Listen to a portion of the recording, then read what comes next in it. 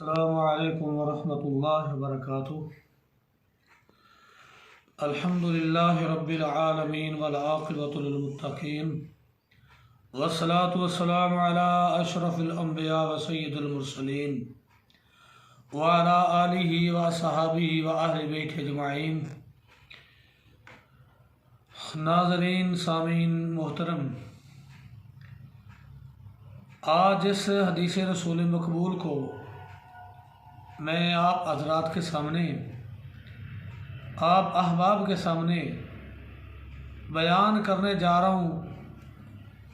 इस हदीस पाक में प्यारे पैगम्बर अलैहिस्सलाम ने अज़ान का जो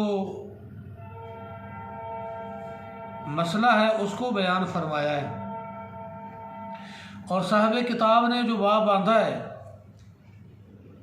इस किताब में जो उन्वान बांधा है कि मुअज्जिन की अज़ान सुनकर जवाब दो। यानी जब मुअज्जिन अज़ान पढ़े, अज़ान कहे, तो उसके जवाब में सुनने वाले को क्या करना चाहिए। वाह क्या कहने तेरे ए आखिरी पैगंबर, हश्र तक रोशन रहेगी तेरे जलवों की सहर। साबित कर दिया तूने ए हादिए नौए बशर, के मर्द यूं मोहरे लगाते हैं जबीने वक्त पर। आंधियाँ तेरे चरागों को बुझा सकती नहीं, करवटें दुनिया की तेरा कसर ढा सकती नहीं। अल्लाहुम्मा सल्ली अला मुहम्मद व अला आलि मुहम्मद। मेरे भाइयों, प्यारे पैगम्बर अलैहिस्सलाम ने ज़िंदगी के हर मोड़ में, ज़िंदगी के हर मोड़ पर, हर लम्हा, हर मसले पर हमारी रहनुमाई फरमाई। अपनी उम्मत को हर मसले से आगाह फरमाया और सारा खोल खोल कर बयान फरमाया। तो अज़ान के मुतल्लिक़ हुज़ूर सल्लल्लाहु अलैहि वसल्लम ने फरमाया, अल्लाहु अकबर कबीरा। इस हदीस पाक के रावी हैं हज़रत अब्दुल्ला बिन अमर बिन आस रज़ी अल्लाह ताला अन्हो। जिस हदीस में हुज़ूर सल्लल्लाहु अलैहि वसल्लम ने हमें अज़ान के मुतल्लिक़ तालीम दी है कि मुअज्जिन की अज़ान सुनकर सुनने वाले को क्या करना चाहिए, क्या कहना चाहिए। तो हदीस पाक की इबारत सुनिए। अन अब्दुल्लाह इब्न अमर इब्न अल-आस रज़ी अल्लाह ताला अन्हो अन्नहु समिअ नबिय्य सल्लल्लाहु अलैहि वसल्लम यक़ूल इज़ा समिअतुमुल मुअज्जिना फ़क़ूलू मिस्ल मा यक़ूल सुम्मा सल्लू अलैया। इस एक हदीस पाक ने अगर कोई समझने वाला हो, सुनने वाला हो, दिल की और दिमाग की आँखों से देखने वाला हो, बसीरत बसारत हासिल करने वाला हो, इस एक हदीस पाक ने बड़े बड़े मसले हल कर दिए हैं। हज़रत अब्दुल्ला बिन अमर बिन आस फरमाते हैं अन्नहु सामिअ नबिय्या, वो फरमाते हैं कि मैंने ख़ुद ये हदीस पाक अपने कानों से नबी अलैहिस्सलाम की ज़बान नबूवत से सुनी।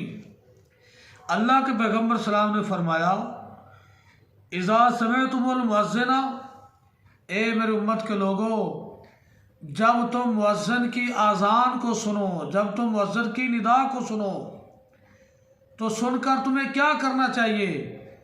फ़क़ूलू मिस्ल मा यक़ूल, जैसे जैसे अज़ान के कलिमात मुअज्जिन कहता जाए, उसके पढ़ने के बाद वैसे वैसे कलिमात उसी तरह तुम पढ़ते जाओ।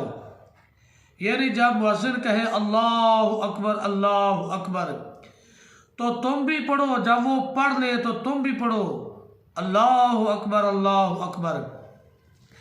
जब वो अशहदु अल्ला इलाहा इल्लल्लाह, तुम भी पढ़ो अशहदु अल्ला इलाहा इल्लल्लाह, ये दो मरतबा। जब वो पढ़े अशहदु अन्ना मुहम्मदर रसूलुल्लाह, तुम भी पढ़ो, सुनने वाला भी पढ़े अशहदु अन्ना मुहम्मदर रसूलुल्लाह। ये प्यारे पैगम्बर सलाम का हुक्म है।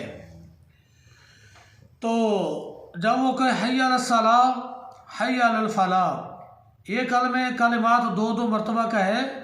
तो एक दूसरी हदीस में आता है कि तुम पढ़ो ला हौला वला कुव्वता इल्ला बिल्लाह, नहीं है किसी गुनाह से फिरने की ताकत वला कुव्वता, ना नेकी करने की ताकत इल्ला बिल्लाह, मगर अल्लाह ही की तौफीक के साथ। यानी जो मुअज्जिन हमें नमाज की दावत दे रहा है या इसकी अजान को हम सुन रहे हैं, तो मेरे भाइयों इसका सुनना, जवाब देना मसनून तरीके से, फिर नमाज के लिए जाना, नमाज पढ़ना, इसमें हमारा कोई कमाल नहीं, ये रब, मेरे रब की तौफीक और उसके कर्म से हुआ है। अल्लाह अकबर कबीरा। सरकार दो आलम सलाम ने फरमाया सुम्मा सल्लु अलैया, यानी जो दरूद शरीफ मुझ पे पढ़ना है, जब आज़ान के कालिमात मुकम्मल हो जाए, आज़ान ख़त्म हो जाए, सुम्मा सल्लु अलैया, आज़ान सुनने के बाद, आज़ान का जवाब देने के बाद फिर तुम क्या करो, मुझ पे दरूद शरीफ पढ़ो। तो हमारे यहाँ क्या सिलसिला चल पड़ा है मेरे भाइयों, एक बात याद रख लो, इसमें कोई सुन्नी वाबी देवबंदी वाला मसला नहीं है, बात कुरान की और हदीस की हो रही है। अगर कोई समझने वाला हो, अगर किसी में शऊर हो, अकल हो, दलाई हो, इस बात को समझे, अपने मसलक परस्ती से, फ़िरका वराइयत से हट कर कि आज़ान का तरीका मेरे पैगम्बर सलाम ने कैसे बतलाया है। हुजूर सलाम ने अज़ान पढ़ना, अज़ान का जवाब देना, अज़ान के बाद क्या पढ़ना है, हुजूर सलाम का फरमान इसके मुतल्लिक़ क्या है। अगर किसी मसले में हम अपनी मर्ज़ी करेंगे तो याद रख लें, चाहे किसी मसलक से ताल्लुक़ रखने वाला हो, उसका अमल अल्लाह के दरबार में ना काबिल कबूल है, ना काबिल कबूल है, ना काबिल कबूल है। इसलिए अल्लाह में तौफीक अता फरमाए कि जो दरूद शरीफ है वो हुजूर सल्लल्लाहु अलैहि वसल्लम ने फरमाया सुम्मा सल्लु अलैया, अज़ान सुनने के बाद मुझ पे दरूद शरीफ पढ़ो। तो हमारे यहाँ लोग कहते हैं जी इसमें क्या हर्ज है। और मेरे भाई, जो काम पैगम्बर सलाम ने पहले किया है उसको पहले करना सुन्नत है, फ़र्ज़ों से। जो ये आपका तरीक़ाकार है, जो बाद में किया है उसको बाद में करना सुन्नत है।